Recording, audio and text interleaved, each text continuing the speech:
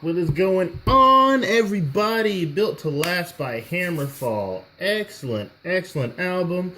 And I'm going to tell you why right now. Okay, track 1, Bring It. Awesome opening track. High energy, pumps you up. It's that get you hyped song. It's like something you'd hear in the locker room when the football team, whatever, is about to run out through the little paper thing that the cheerleaders hold. Awesome, just pump up, really feel good, really just awesome kind of entrance song for any sport or anything. Like, awesome, awesome, awesome. Great, great opening track. Awesome, loved it, loved it, loved it. Alright, Hammer High. This one definitely made me think of going to war. You know, it's like soldiers just, going, toward this war, not knowing if they're going to come back, not knowing really, what's going to happen to them and, what's ahead of them necessarily, but still going at it with, ferocity and tenacity, and they're like in their mindset, like they're ready. They're not going to, be scared off or anything like that. They're going to see this through to the end, and they're just going to give it their best. Reminded me a lot of Sabaton, just like the content of it, and very, very much the just like the feel of it as well. Reminded me a lot of Sabaton, very warlike, and just like soldiers just marching, with a steadfast mindset that I'm gonna do this, I'm gonna go to this battle, I'm gonna fight it to my best ability, no matter what happens, and it was just very, very nice, very, very strong, steadfast track. Vocal high notes sounded really, really good, like good. Solo was very, very, very nice, very, very fitting of the track, very, very awesome. The ending was one of those, like, it just made you want to clap along to it, you just want to be like, it just made you want to clap along and pump your fist up, how, military does their cadences and all that kind of stuff. It just reminded me very, very much of that, and it was just a really, really very strong, steadfast track, and I really enjoyed that. Number 3, The Sacred Vow, track 3. Had a very, very nice slow start, which I enjoyed, then went right into the distorted guitars and just, straight right into the metal. Very, very nice. I enjoy the vocal phrasing on this one, probably the most. It just really kind of went in with the instruments, and they really kind of accentuate each other and bounce off each other a lot. That was really, really good. The vocal phrasing, just the note choices of all of the harmonies and everything with the instruments and the voice was really, really, really nice. It really had a really nice solo. I mean, all the solos were great, but this solo was probably not the best one, but definitely probably the top 5 of the album. Definitely a really good solo. And listening to this one, I actually re-listened to it, and it really made me want to LARP. Live action role play. Like, I just kind of picture all these different people in a park or something, and they were just, giving their battalions or whatever pep talks, and they were running out into the field and marching onto it, and it just really made me think of LARPing and really made me want to start LARPing again. So, yeah, made me geek out for a second there. But, yeah, awesome track, awesome track. Dethrone and Defy. Okay, and I'll talk about this more when I go into the album as a whole, but okay, the arrangement of this one was awesome, because you had tapping, and then you had harmonies that weren't tapping, and then like a pick scrape, and then it went to the main song. I was like, wow, that was really, really nice. So the tapping was really clean. The harmonies were very, very they were very harmonious and jovial, I guess I'll say it like that. And the pick scrape, just like, okay, now we're going, and then it went right into the song. So that whole just 3-part intro was just awesome. Like, that was very greatly arranged. Probably the most fantasy-based track off the album, in my opinion. They talk about wizards, and of course they talk about knights all the time. They talk about wizards and all that kind of stuff. So this is probably definitely the most fantasy-heavy track as far as content. The pre-solo and then going into the solo, I really like that kind of break and that transition there. Very, very smooth, very, very, very, very cool. Yeah, I thought it was really cool. And the ending was really, really nice. I did not expect. Not expect it, because they have that kind of break, and then they went into those harmonies, and oh, and then the end of the song. I was like, oh wow, good job. That was pretty good. So yeah, To Throne and To Fly, awesome opening, awesome ending, and everything in between was just awesome. And Twilight Princess, I actually re-listened to this one too. Love the flute intro. It was very, very, very nice. And the slow, it was, definitely a slow song, more ballady. I really liked how the lyrics and the vocals got room to breathe, so you could really hear all the vocal phrasing. You hear where he took breaths, and you could pay more attention to all the vocal nuances of this particular track, which I really enjoyed. I really liked listening to it. Oh, that was a good breath he took there. I was doing those kind of things in my head. So very, very nice. It really gave the vocals room to breathe and really to shine more above all the instruments than they did in the rest of the album. Very, very, very dark. Other than the obvious Legend of Zelda reference, you think this is gonna be just one of those typical love ballads or whatever, but first verse he's like, he's scared, and he's like frightened. And then he goes on to talk about he has to find an innocent sacrifice to appease the Twilight Princess. So I heard that, and I'm thinking, okay, yeah, he said he was petrified. He said he was petrified in the first verse, and I was like, okay, doesn't seem like this is really about someone he loves, unless she's coming to kill him. But it wasn't that typical love song, and I'm not really quite sure. That's why I had to re-listen to it. I'm like, okay, is this a vampire? Is it like a demon? Like, he's talking about sacrificing someone. So I'm like, okay, so it's definitely not a Legend of Zelda song. It's definitely not a love song. This is pretty much a song about fear and something coming to get you. And I was like, wow, this song really took a really dark turn, and I was not really expecting that too much, because the tone, it's not necessarily a dark tone. It's just really like somber and kind of sad, and then you have like a somber and sad instrumentals, and then the lyrics are talking about I'm petrified, I'm stuck here, I gotta find an innocent sacrifice. So I'm just like, is a vampire or some kind of demon or some kind of angry god? Like, what is going on here? So that song just kind of like totally threw me for a loop. I'm like, okay, wow, this is some real stuff right here. So, but it was still good. It definitely threw me for a loop and surprised me a lot. So congratulations to them. That was very, very interesting. Yeah, I definitely would like to see a music video for that. And just see like how accurate my interpretation is, and just how, of course, Hammerfall interpret it. But yeah, very, very interesting. The flute intro is very nice.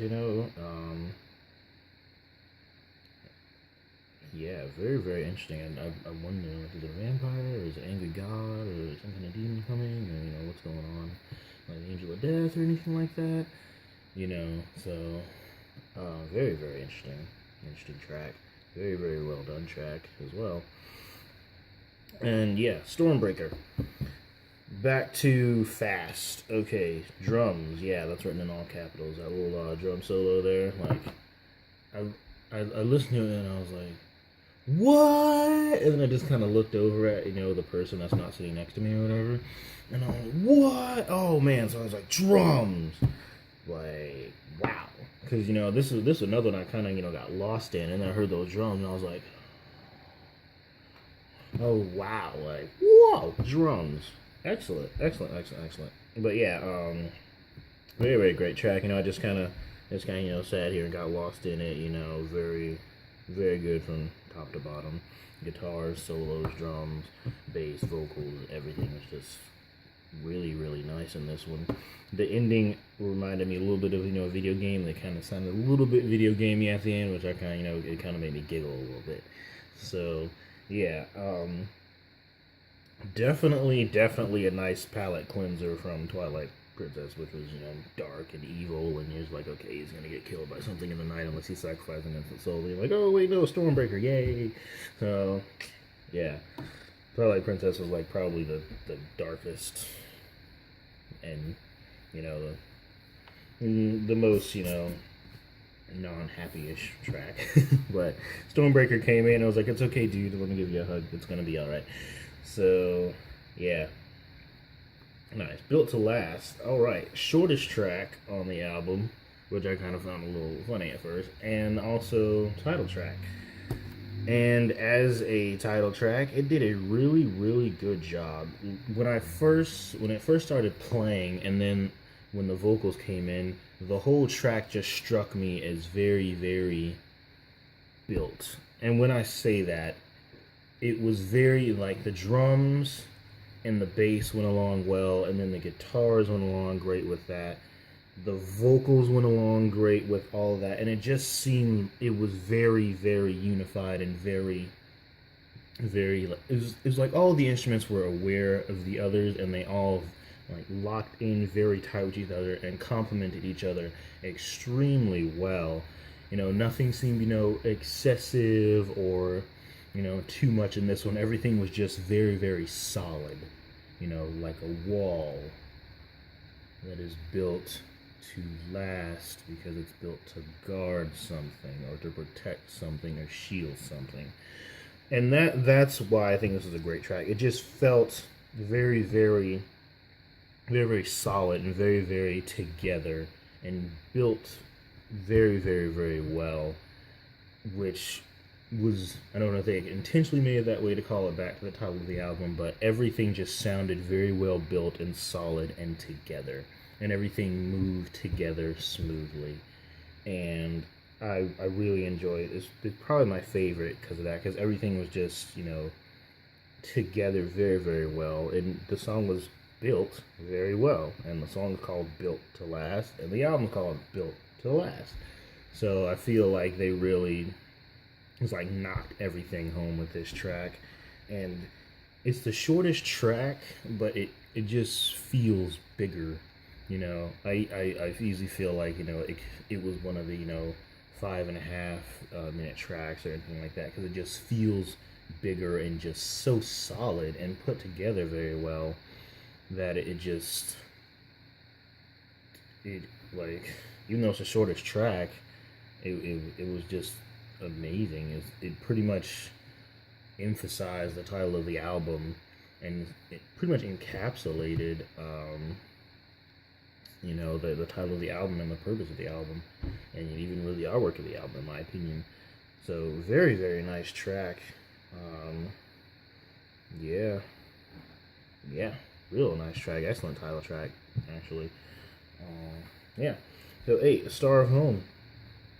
All right, and I'll talk about this more when I talk about the album as a whole, but this seemed like the part in the, because I looked at the album as like a story, because that's how it struck me, and the Star of Home just reminded me of soldiers in war, and they're almost done with their deployment or the battle or the journey or whatever, and they're almost to the point where they can go home. They're almost going to their families, their wives and their children and their mothers and fathers and brothers and sisters, and they're just like they don't want to give up. They just want to keep going because they're almost there. They're like, one more week or one more month or however much longer, and they're almost to the point where they can go home to their families and see the ones they love and go back to the communities that they grew up in, and the communities that they loved and the communities that they are protecting through their service.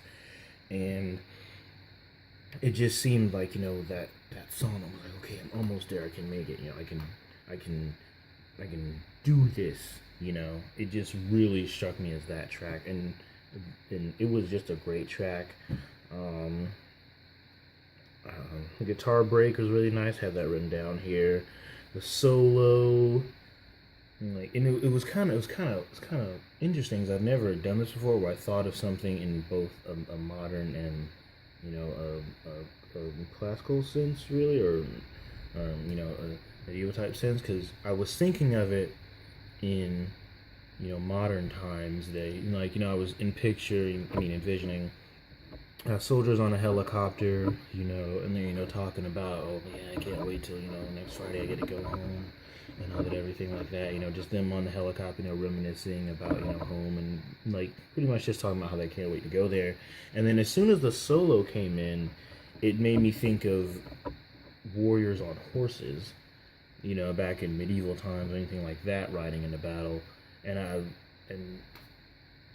that's really, really interesting because I've never switched time periods like that when I think of something like this when I listen to a song. But as soon as the solo came in, it went from guys in sunglasses and boots and helmets with guns and huge bags on their backs running through the desert to and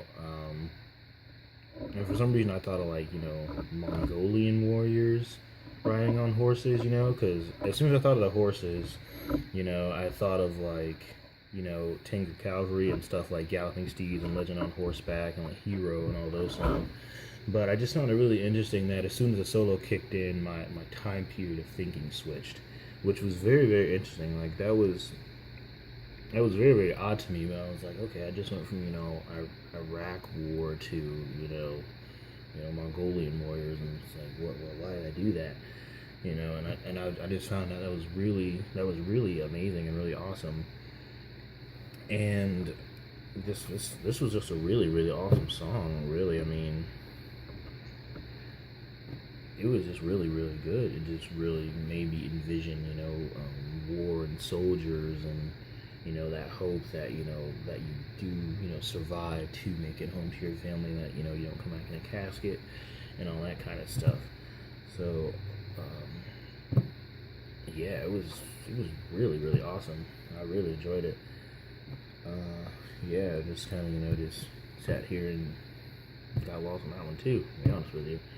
But really, really, really awesome. Okay, New Breed. Alright, as soon as you heard that guitar riff, you knew you were in for a good track. Okay, I just heard that and I was like, okay, this is going to be a really good track. I was looking really intent. I was like, okay, what are they going to do next with this? And yeah, the voice, the vocals on this one were amazing. Probably, other than Twilight Princess, probably the best off the album. They just sounded amazing. You can definitely tell that they were definitely pushing themselves, guitar-wise, but especially voice-wise on this one. Very, very, for a dude his age, awesome, amazing. And I really feel like this was, and I'll talk about this more in the album as a whole, but as far as the story goes, I feel like this is definitely, a call to, the next generation of, soldiers, or, metalheads, or just young kids in general, next generation, of everything, and everyone, really. I just feel like this is very, very much just like a call to arms, a call to action, for the next generation of people and everything like that. And I really feel like it very just made me think of community and unity and strength in numbers, and everyone together as one.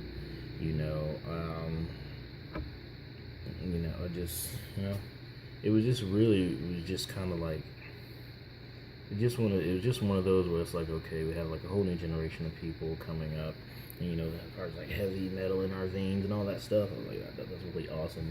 It's speaking to the next generation of metalheads, the next generation of Hammerfall fans, and it was just really, really, really just kind of cool. Very, very kind of happy. It just was I was like, yeah, this is really awesome. So, yeah, It was like one of those clap along songs, you know. I forgot what part of the song it was, but I wrote down clap along. And you know, it's just one of those things where you clap along to, and it's just kind of anthemic, you know. So yeah, awesome track. And second to none, final track. Alright, this one is, I feel like this one could like accentuate both like track 9, New Breed, and also speak to, you know, the older generation or whatever, because, you know, it's like, it struck me as, you know, song is there's still work to be done, you know, there's still things you have to do to improve, and, you know, if something's built to last, that means everyone has to take care of it at some point, because the people who built it are going to die. And if it's built to last, then it needs to last, so they're going to have to tell, you know, the next generation of people, you know, this is how it's going to be, like, this is how it's going to last, do this, you know, and, you know, eventually they're all going to go, you know, and then the new generation will have to take care of it in whatever way they decide to. And I feel like it was just a very, because New Breed was like, yeah, awesome, cool, yeah, New Breed, we're going to do this, but Built to Last, I mean, not Built to Last, Second to None was about, okay, you're going to do this, but, you know, here are the challenges you're going to face while you're doing it, because you might do it, and if you do it, you're probably going to do it not the exact same way that, you know, the originators who built it did it, and hopefully you'll do it better and not worse. And it was kind of like, okay, yeah, you're going to do this, but, you know, it's not going to be all sunshine and rainbows. Like, it's going to be hard work, and it's going to be, you know, it might be painful, you know, emotionally and physically, and, you know, at times you're going to probably want to, you know, give up and all that kind of stuff, but, you know, don't stick it out. And, you know, it was very just like, yeah, do this now, let me make you a little aware of, you know, the struggle, the life, you know, trials. So, yeah, the solo was very, it wasn't, you know, it wasn't blazing crazy, but it was very intense, you know, it just had like that emotional intensity to it, which, you know, it made the whole track just, you know, come more into focus, in my opinion, on that. And just the tone of the song, and overall, it was kind of somber, you know, not necessarily sad, just, you know, there's going to be trouble along the way, and just be aware of that. And it was shifted between somber and intense, but, you know, not the kind of intense, you know, that I would say Twilight Princess was, and it wasn't like dark or anything. It was just like, you know, it was just very emotional. Like, it just felt very emotional, you know. And it was just, it was actually, I didn't expect Second to None to be so, you know, I didn't expect it to be the way it was. I thought it'd be faster, you know, I thought it'd be more like Bring It or Hammer High, you know. I thought they'd ended on like a super high note, like the soldiers came home from war through their journey, the new breed's taking over, yeah, awesome. But it was just really more like, okay, you're all happy, you're all excited now, but now, you know, the speech is over, the front part's over, now comes, you know, the hard and intensive work that you're gonna have to persevere through, which, you know, could be allegory for work, life, or, you know, family legacy that was built to last, or a company that was built to last, anything like that. Or, of course, you know, our metal, a kingdom that was built to last. So, it was actually a very fitting ending track, and it was actually a pretty good choice to create it that way and make it that way with that content. And it was really just, it was really just an excellent closing to the story, you know, because I definitely feel like, well, to this book of the story, I'll say that, because I definitely feel like they left it on a note where it's like, okay, so in the next album they could definitely, if they chose, make kind of like a sequel to this record. And I'll just go into talk about the album as a whole as I do this. So the album as a whole, it just struck me as a story of soldiers going to war, going through whatever mental trials they had, and coming home to their nation or their country or their kingdom, and seeing it still being prosperous, seeing that their children grow and become adults, and, you know, follow in their footsteps or go another way, and also, you know, mentoring those children about, you know, the trials to come. Because it was really, it was about Hammerfall's legacy, which is definitely going to last. even if, this ends up being the last album or whatever. But it could also just be about anything. It could, like, a father could listen to this and think of his children and the legacy of his family, or, Bill Gates could listen to it and think of the legacy of his company, or someone American could listen to it and think of the legacy of America, and anything like that. So I just feel like it could be kind of like a storybook for anyone who has something that they want to create or have created, and they want it to last and go farther and go on, whether through their children or through somebody else. A farmer could hand it off to his son, and it could still be in the family for 7 generations after that. Just very, very nice. It had a beginning, it had middle, it had end, and I feel like second to none actually left it open for, a sequel or something of that nature. But yeah, it was a really good album. The only thing I have like a slight problem with was sometimes the instrument seemed a little loud, a little bit louder, and the voice kind of got a little drowned out occasionally. But other than that, this is a very, very good album. I was headbanging in the whole album except for Twilight Princess, or moving my head in some way. It was just really excellent, and probably the best power metal album of the year. I still got to review Master of Light by Freedom Call later this month, but this was probably better than Heroes of Mighty Magic, really, in my opinion, and just really an excellent album, both power metal musically, and just message-wise and emotion-wise. I really, really love this album. Hammerfall, man, their legacy's built to last, and they're building it up really well. I was surprised how good this album was, really, but very excellent album. I definitely recommend you to go listen to it. I recommend you to buy it. Excellent album. Very, very well done, well written, well arranged. Very, very nice. Very, very, very put together. Well built, very well. This is definitely, I can't wait to see some of these songs performed live. Very, very excellent. Very awesome. So, yeah, that was Built to Last. Thank you all for watching. If you like my videos, give me a like, give me a subscription, leave me a comment. Thank you all so much for watching, and rock on.